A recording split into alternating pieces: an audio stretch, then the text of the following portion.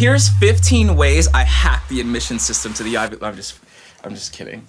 I actually hate when people say stuff. Anyway, hi. If I haven't met you already, my name is Angel. I'm an artist and a student at Yale University.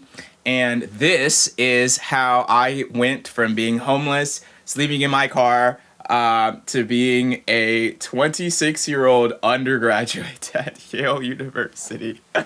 Angel is a student leader, a remarkable artist, and is heading to Yale this fall. I will say, I represent me. I do not represent the thoughts or opinions of any organization, institution, or whatnot.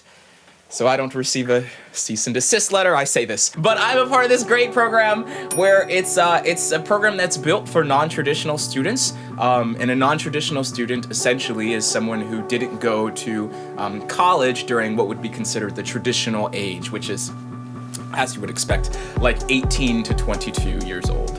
I'm 26-year-old sophomore here, and this is my story. Everybody's got, something that got them here, especially in the Eli Whitney student program. Oh my goodness, just some of the most amazing stories that I've heard. And so this is a part of mine. And so I hope it's helpful in some way to some of you that may be going through some things and have dreams of returning to college or restarting your life even. So yes, here's how I went from being homeless to getting into Yale. So I graduated high school in 2017. Thank you. And during the time, I was like, I'm just gonna go into the military. I did ROTC for 2 years, but just never quite pulled the trigger on that. For whatever reason, I hadn't thought to apply to college. I don't know, it just wasn't really a thing. Yeah, it's just kind of out of sight, out of mind. I was super involved with the church at the time, and I was just like, okay, I'll just do this and maybe go to school. I don't know. I didn't know what I wanted to do at 18. I graduated high school and enrolled in my community college. And that fall, I just entered this super busy season. I was working high part-time hours at this church, high part-time hours at In-N-Out, those two things, and I was taking a high course load at my community college. I think I was taking 5 to 6 classes at the time. I had a lot of friends that were transferring into UCLA or that got into UCLA straight from the jump from high school. And so that's where I wanted to go. I was like, I am Bruin or bust. I want to go to UCLA. And even to this day, I'm very happy where I am now, but I still love UCLA. I don't even go there, but I'm just a huge fan. And I feel like in a parallel universe, I would have had a blast there. I'm having a blast here, but I feel like I would have had a blast at UCLA. I love UCLA and I love Bruins. It was during that time that I was coming to the realization that I was gay. I was a worship leader at this church, and was just realizing that, yeah, this is the thing. And I smile while I say that because I feel like it's like a canon event. I feel like it's not uncommon, which is so sad. I'm laughing because it's comical, how common I feel like this is for the queer community, where someone who grows up in a religious sort of context or environment comes to terms with the fact that they are gay, but they are also very devout, and it's just all right, this is going to be a thing now. And so I had my first kiss, came out to my parents, told my pastor, and, in that season I got kicked out, fired from the church, and that just led to this 5 to 6 year excavation of me just figuring out who I was, what I believed. It was a long 6 years. And I had this sort of realization as I had bounced around during that time. I dropped out, if that wasn't obvious. I dropped out of community college because, just all that stuff happened. Going to school while dealing with that just wasn't a thing. I sort of had this realization that everyone that I sort of let influence the decisions and how I built my life and how I stewarded my life and what I thought about myself and what I thought about my dreams and my values and everything, everyone that I oriented those decisions around, they were all gone. The family members, the pastors, the friends, everybody that, I felt depressed because I wasn't, enough for them, or I wasn't this, or I wasn't that, those communities were gone. And in a way, if I keep orienting my life around other people's judgments and values, I'm gonna live a life that isn't mine. There's a good saying that you're born looking like your parents, but you'll die looking like your decisions. And so at that time, I just realized that I wanted to live a life that was mine, that I was proud of. That life may be complicated, that life may be contradictory, that life may be messy, but that life would be mine. It would be mine. And so I visited San Diego once for the first time, and I couldn't tell you what it was. I couldn't tell you. I don't know. You could say, some would say it was the Spirit of God. Some would say it was a hunch, whatever. But it was something that was like, if you come here, you can start over and rewrite your life. And I was just like, okay, I'm gonna do this. And so I packed up my stuff, got a storage unit, and lived in my car for 6 months in San Diego while I attempted to rebuild my life. On the note of being homeless, like, it goes without saying, but like, dude, that sucks. Like it sucks. Like, you don't even realize all the things that you take for granted. Like, having a place to store food, having a place to put your dirty clothes at the end of the day. I remember the first time I got a fever, or like the first time I got COVID while sleeping in my car.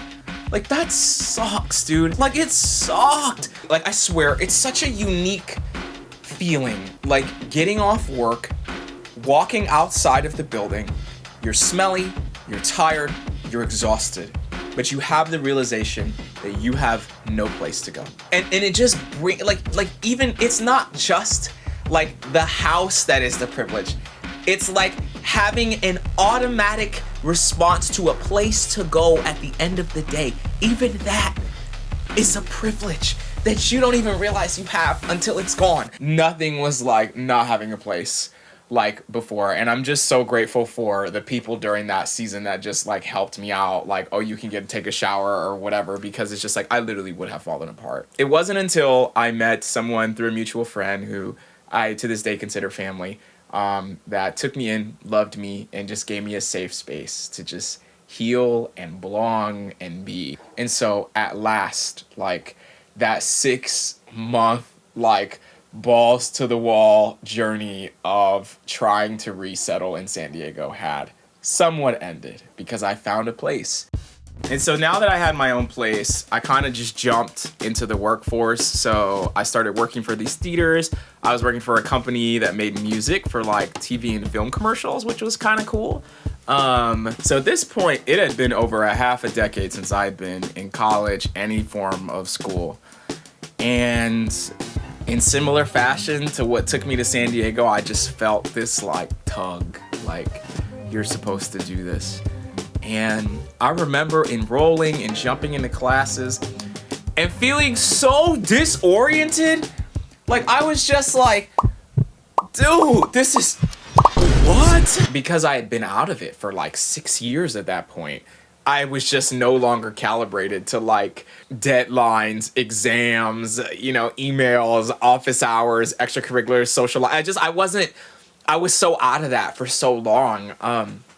And I remember I was sitting outside of the library with a friend of mine, and I was just like, man, should I drop? Like, this is hard and it's disorienting and I can't do this, and it's a lot. And I'll never forget, he looked at me and he was like, you wanted this when you were a teenager.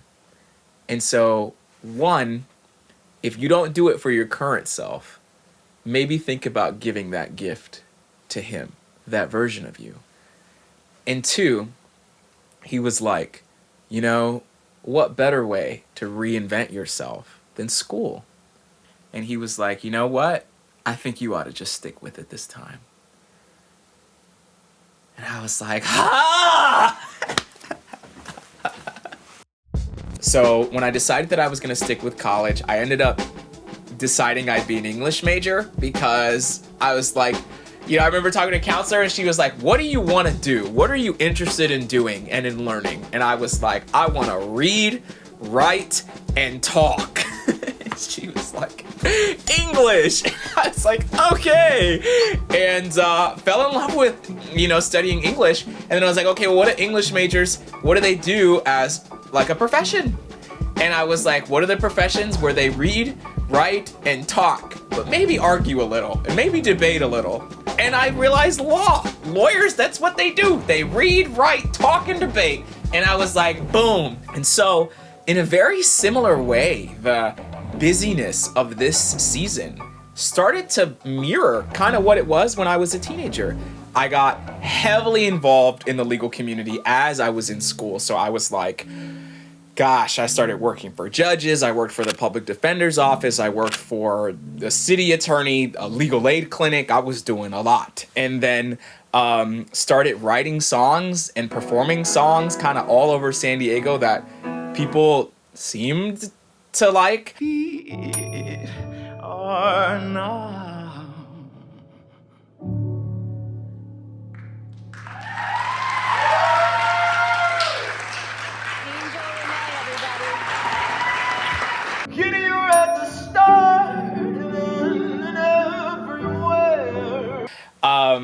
And so was also taking a full like course load each semester. So I did that for 2 years and even started frequenting out to Nashville to make my first record.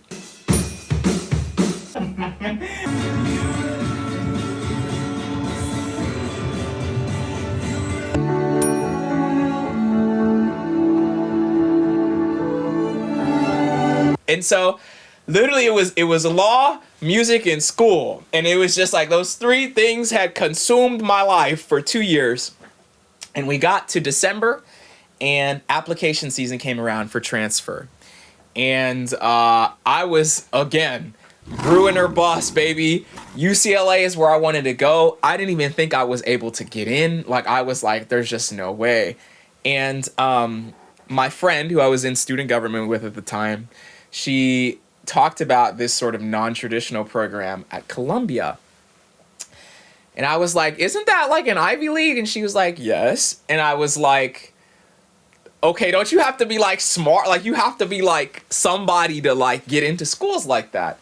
And she was like, Angel, like, what are your grades? And I told her, I was like, well, like I've had all A's like since I've been back in college, but like I had like 5 withdrawals. Like, and she was like, but weren't the withdrawals when you were kicked out? And I was like, yeah. And she was like, okay, I don't think that's gonna matter. And I was like, girl, I was like, I don't know. And she was like, and plus withdrawals don't affect your GPA. And she was just like, I don't know. I think you need to shoot your shot. And I was just like, but anyways, I started exploring Columbia's non-traditional program, which led me to Yale's non-traditional program, which just opened me up to just exploring all types of colleges to begin with. Application season came and I shot my shot. Decision days started rolling around and UCLA, boom, Berkeley, boom, Yale, boom, Stanford, boom. And I just remember I was just like